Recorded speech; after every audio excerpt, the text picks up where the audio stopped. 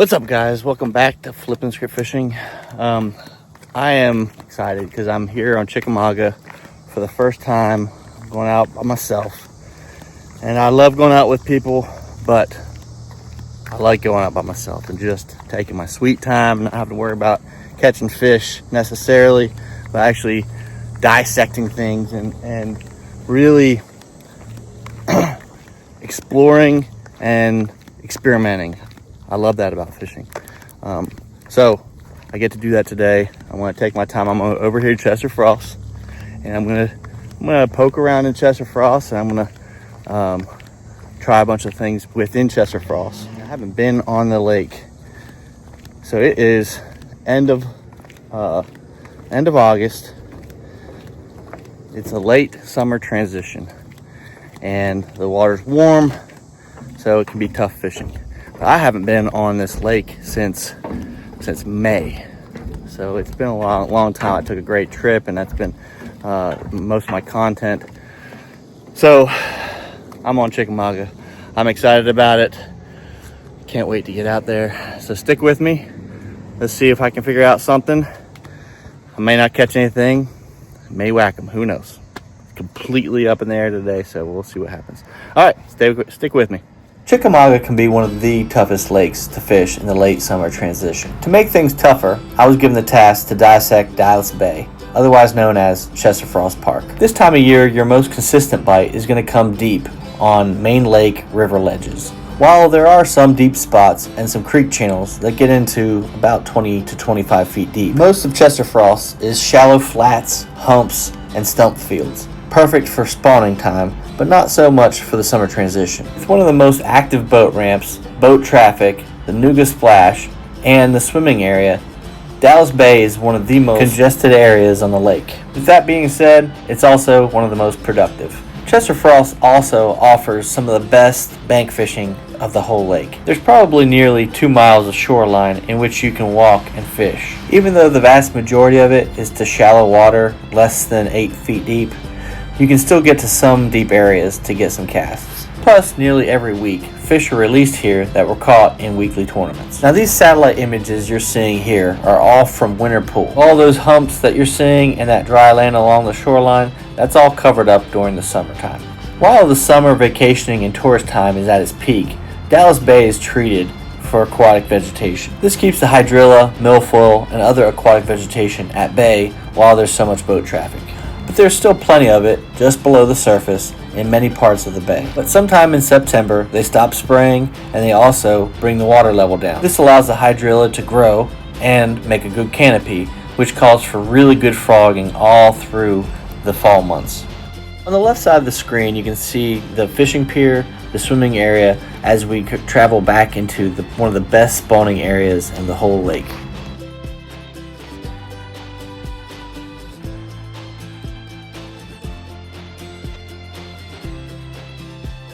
This huge flat is covered with stumps and rocks, and also has multiple creek beds going across it. Long tapering points and periodic humps also provide good places for aquatic vegetation to grow and provide great structure for bass. These shallow areas provide really good spawning cover for bass in the spring and good hydrilla mats in the fall. And from October all the way through April, don't miss out on the lipless crankbait bite. As you venture back in the back of some of these coves, you get into private property, places you can't reach from the bank. However, they are easily accessible with paddle boards, kayaks, and bass boats, of course. These back areas are super shallow in the wintertime and not accessible with a bass boat. But as soon as that water comes up in late April, those bass will follow it up there too. As we venture over to the west side of Dallas Bay, there's a lot more docks. There's a lot more hard cover, as well as a few sizable creeks that also enter into the bay. These areas have always been hit or miss for me. You can either go back there and light it up or not get a bite. On the left side of your screen now is Camp Columbus. Those shorelines have always been good for me in late wintertime and early spring. As we begin to exit the left side of Dallas Bay, these docks, this flat, have all been very productive, and they can be at any time of the year. On the foreground here is good depth. The docks on the left have good depth, and off to the right there's a long tapering point that goes all the way out to the middle, ending with a shallow hump that's really good to fish as long as it's not covered with black algae. As the main canal comes in off the main lake, it splits into two. Both provide good depth and good wintering holes, and can be absolute highways in the pre-spawn. The northern branch provides deeper depth at the base of these docks, and provides a good place for pre-spawn bass to stage as they come in to spawn. It also provides a good place for post-spawn bass to stage when they're making their way back out to the main channel. The northern branch has two large creeks that come in, which provide a good place for grass to grow in the back of that cove. The entire area here that you see as dry ground is good grass mats and good grass patches as when the water is up during the summer. As the water level is brought back down again, it's also a good place for the lipless crankbait in the fall. If you follow the channel back out to the main river, there's a good steep 45-degree bank with good points, rocky structure, and also several good laydowns as you go out to the main channel. Don't overlook the first big cove as you come in the entrance of the Chester Frost. There's good docks, good depth, and oftentimes fish will school up in this area. Both points framing the entrance to Chester Frost are long and tapering and have good fishing action. The entire camping area of Chester Frost Park is attainable by foot and good for bank fishing. Its outside bank runs along the main channel and provides good fishing, lots of rock structure, good depth and current flow, good for bass fishing and catfish. At the south end of the park, near the tennis courts, is two good coves. There's good spawning fish here and also a long tapering point that seems to corral fish and keep them here for over the summer month period. As the water recedes in the fall, it exposes several good grass mats that are really good for frogging.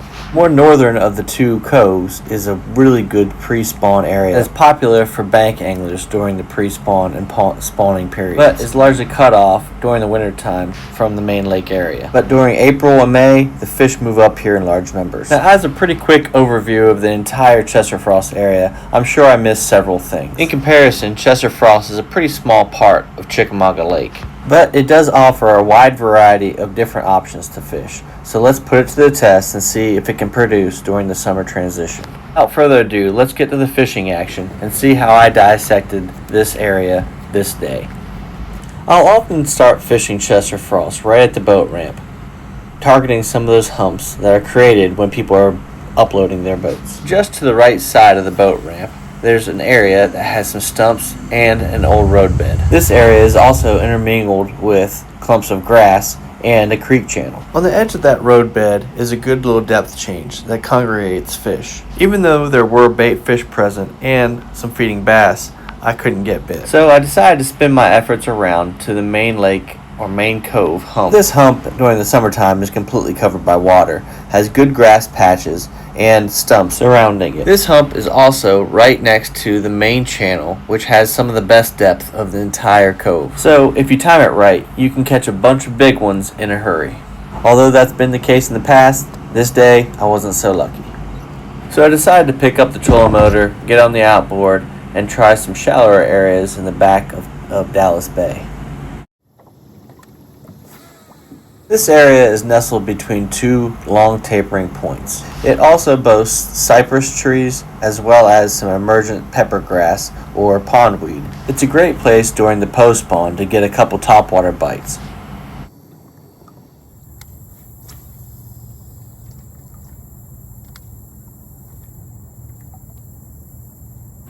As I fished down this bank, I noticed out in the middle of the cove there was a school of small bait fish. They were being chased by some kind of predatory fish, but I wasn't sure what kind. It didn't seem to be bass. Nevertheless, I gave it a shot through multiple different types of lures to see if I couldn't get a bite.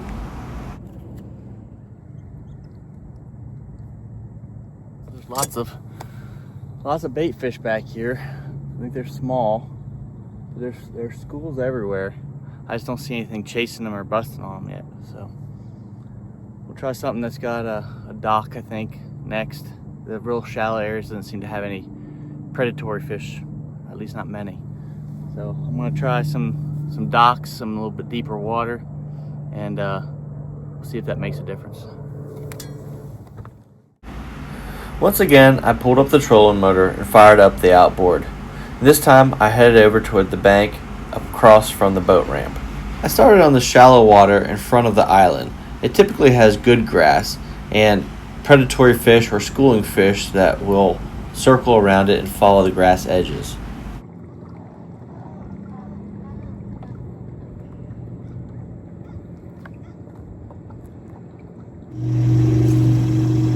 To my surprise, there's absolutely nothing going on, so I continued on with the plan and headed toward the docks.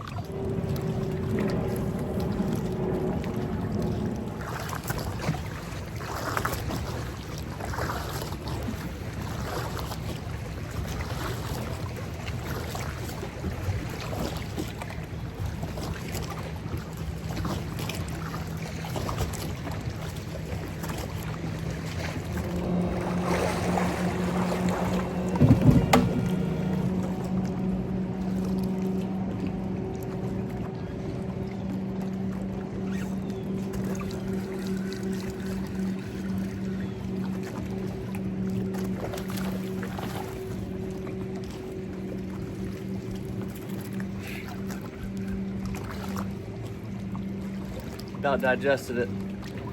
I was really beginning to think I might zero today or skunk. Shaky head comes through.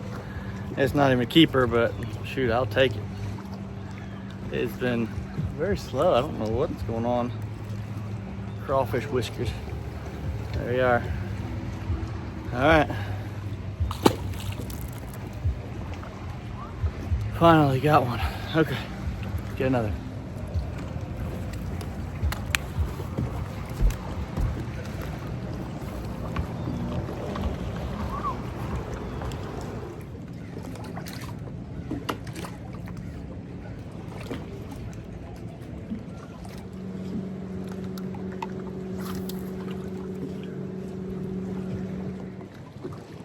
I tried for quite some time to reproduce that dock bite, but I simply couldn't. I don't know about you, but I need to be getting a bite at least every 20 minutes. So I decided before trying to dissect some of the deep areas without good electronics that I would try the north branch of Chester Frost Park. In hindsight, I kind of wish I'd thrown that shaky head or maybe a jig around some of those deep pilings on these docks closer to the main channel, but instead I decided to head all the way to the back to see what there was there, and then work my way out. To my surprise, it had not only a fresh laydown, but good grass mats, and the sound that all frogging fanatics hope to hear, the popping.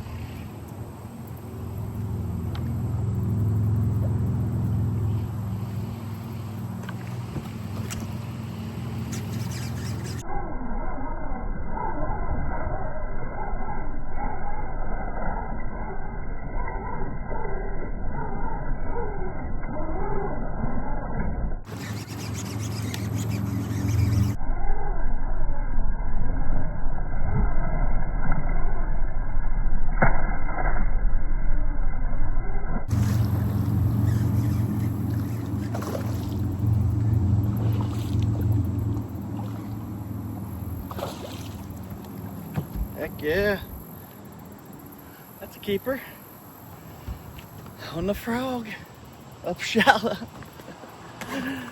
All right, look at that. Purple shad. Purple shad. All right. Trying to get like, there it is. All right. Okay, good deal.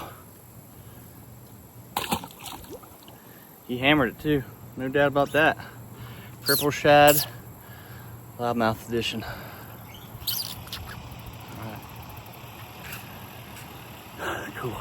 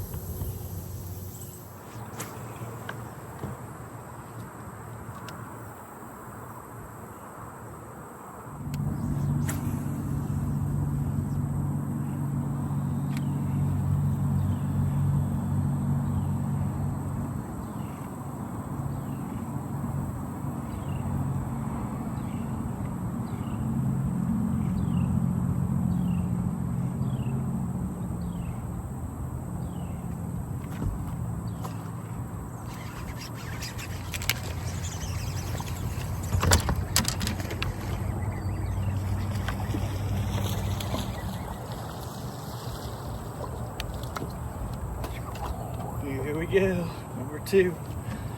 He just slurped it off the top. Here we go. Look at that, purple shad. I thought it was a gar. The way he took it, he just barely took it. Little frog and bite, all right, from Chickamauga. That's what I'm talking about. As I made my way back into the cove, there was a good creek channel that came in that had some decent depth and good deep grass, as well as a solid grass and weed edge that was good for punching. Even though I didn't get any bites with the punching technique, at some point there will be fish under these, and I can guarantee you could catch them punching.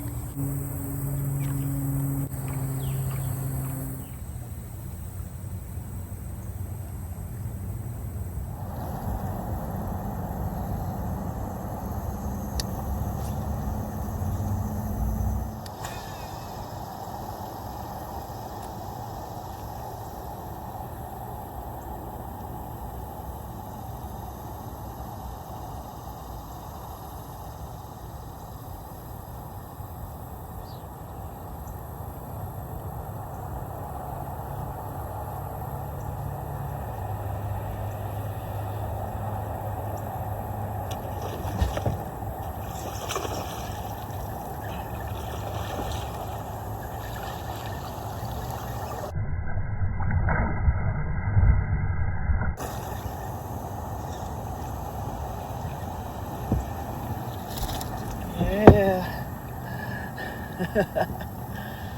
Oh man, that always surprises you. Right in the middle of that mat right there. Check it out, that's a nice one. That was on the killer gill.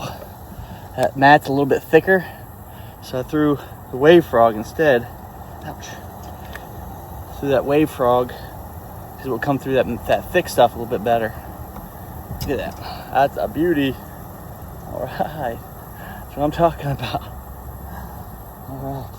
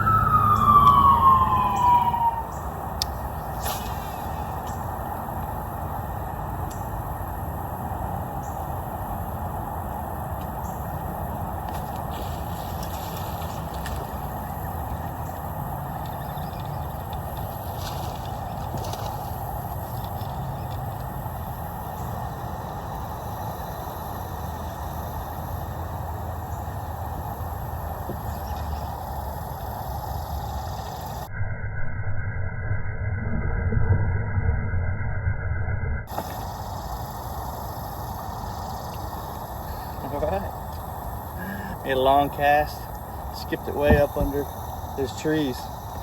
Sure enough, there's a fish. That's number 4. Alright, little guy. But I'll take it on that killer gill. Man, I love frogging. Love it.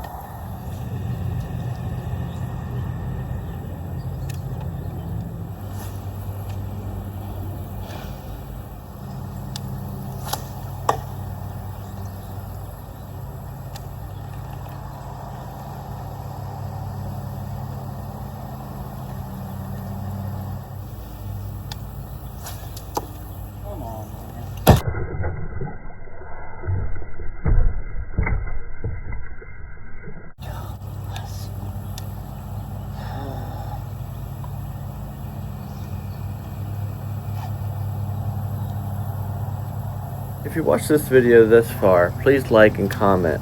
You'll automatically be entered into a drawing to win a free Copper Red Baits lure. That drawing will be held this Friday, September 5th at 8 p.m. Eastern Standard Time, live on Flipping the Script Fishing.